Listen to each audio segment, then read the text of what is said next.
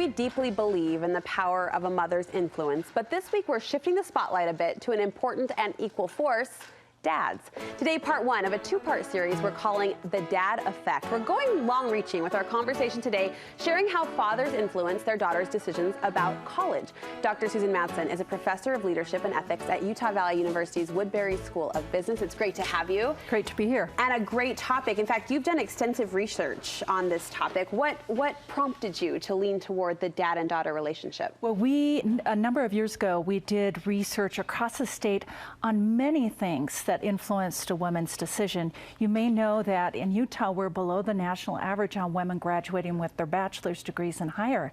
And so one of a number of elements, but something I feel very strongly about because my own father was such an influence on my educational choices, was to really explore the influences of both mothers and fathers, because the research says that parents can be the most influential people in that college decision of their child. And so I loved the results that we pulled in with regard to the fathers. The powerful influence of fathers, I think, is one of those headlines we can all nod our head and agree with. Yes, of course they're so valuable and important.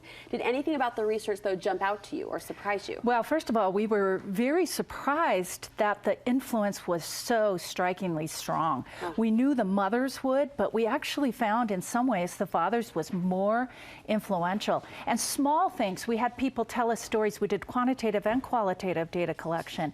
But like one quick story was a woman who said that she lived by the University of Utah, and every time they drove by the University of Utah, from the time she was 3, 4, or 5 years old, her father would point and say, "You're going to go there someday." And she just said that really was in the back of her mind, and her father's words and she went and graduated years later. So that story illustrates kind of, I think, a theme as we dive into the research and pull from some of these takeaways, that the effects are powerful, but the actual actions can be subtle and small. Absolutely. Sometimes people think it's all the big stuff, and it's important to do big stuff. Sure. But I call them transformational moments. Sometimes it's just a moment that someone, a father or a mother or even other people around, just a moment that they say something that gets the daughter thinking about college and how important it is, and how she wants to do that. Not just go to college, but actually stick in college and graduate. And that's one of the things we found that the fathers emphasized more in Utah than the mothers, to not just go to college, but actually get a degree.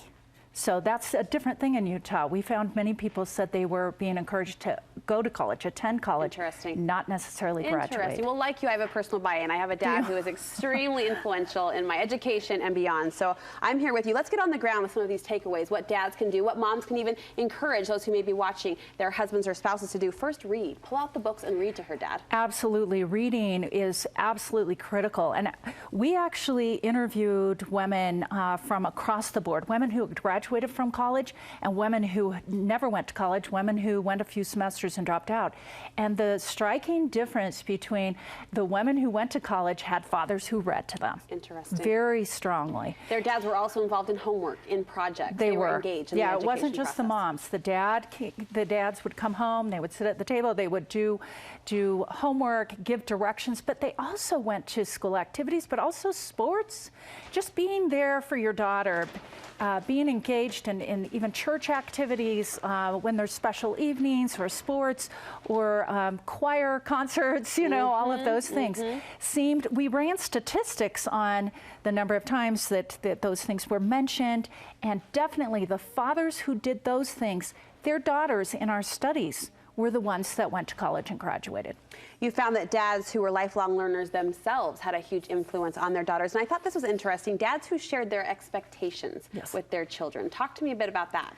Well, what we found in the data is the people who went to college and graduated, their parents actually, and fathers were a big piece, started talking about college, not just in high school, not just in junior high, but the ones that actually went and graduated, it was elementary school or before, or as early. The importance of that education. They start talking about college. They start talking about possible, majors that they could go, but just the importance of college. Those conversations started early.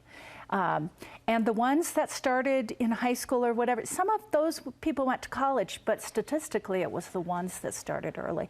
So sometimes we say, well, we shouldn't need to talk about college, but the research is very clear that it's not too young.